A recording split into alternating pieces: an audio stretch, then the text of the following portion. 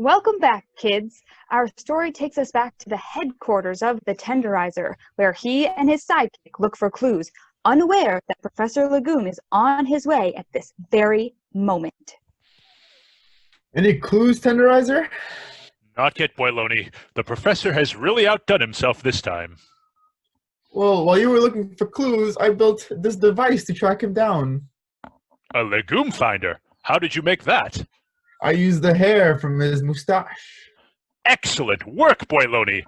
Now we just have to take the meatmobile around town. I don't know why you keep saying that. And we're sure to find his secret hideout. Suddenly, Boy-loney's device lights up.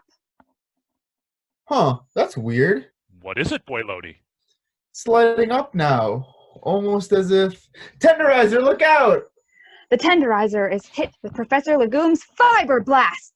He trembles and jerks and shakes, and then...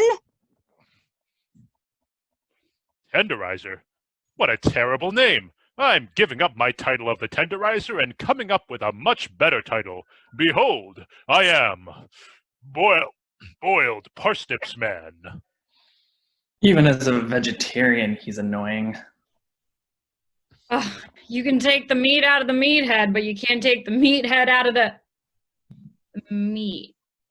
Yeah, that doesn't work. You, salami. Boy-loney. Whatever. As you can see, I have the upper hand here. Your precious master is now on my team, and you are the only one left. You'll never win, Professor Legume. I have already won, chorizo. But I am a fair villain, and I think you deserve a better fate than your lunkhead boss. You're clearly the smart one. Why don't you join my side? We'll give you a proper villain name, a new costume. Maybe you can work your way up to having your own catchphrase. I've got a better idea. How about beef stroganoff? What? Master Boy-loney, I am ready for your instructions. What is going on here?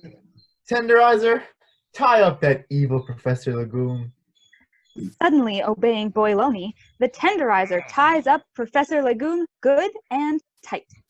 Seitana, the fiber blast. Use it on Boy-loney now. Tenderizer, tie his legs together, too. Right away, Master Seitana. What? Oh, I'm sorry, Professor. I guess I forgot to mention that I've been working with Boy-loney this whole time. Maybe you should think twice before sending your henchman out with your secret weapon by yourself. But I was the one who was supposed to have control. How did you take it away? Easy! While Seitana told you she was out doing your dirty work, we were actually reprogramming the fiber blast to put us in control. All it takes is a small code word, and your victims will follow our every command. Seitana, what do you have to say for yourself? You were my second in command, my right hand. You could have had such power had you stayed by my side. Do you know what your problem is, Professor? You have no end game. What do you mean? What did you plan to do when everyone was under your control? Establish the vegetarian paradise of Legumaniac. And then?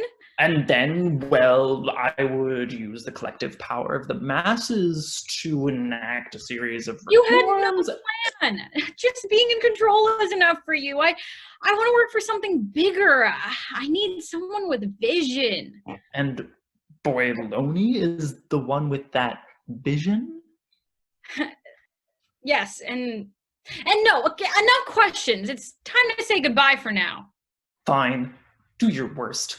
Make me one of your brainless pawns. Oh, no, Professor. We have special plans for you. Meathead over here is gonna watch over you for a couple of days. We'll let you know when we're ready with the next phase of our plan. Bye, Professor. We'll talk soon. And with the fiber blast in hand, the treacherous Boy-loney and Seitana leave. I do the evil laugh better. Well, I don't know what's worse. The fact that I'm tied up here, the fact that I have to spend days with tender brain over here. I am the mightiest drumstick of them all. Ugh. Okay, I'm pretty sure I know which is worse. The situation seems bleak for Professor Legume. But now, let's tune in to Wantown TV News to see what is happening in the city. And we're back again once more with an interesting change of tune. The vegetarian craze that swept over Wantown is over just a few days after it began. I'm back again with my guests, Mayor J.C. Polentina, Miss Joan Adder, and Dr. Marla Valencia to discuss the latest developments. Let's start with you, Doctor. What made you of this sudden change? I'm a little disappointed, I have to say. While the change seemed oddly quick at first, I was hopeful that more people would be eating more fruits and vegetables and that it would make everyone in the city healthier. However, I cannot say I'm surprised. Miss Adder, you said previously that this was all just a fad, and you seem to have been correct. How is Vital Vittles taking the city's change of heart?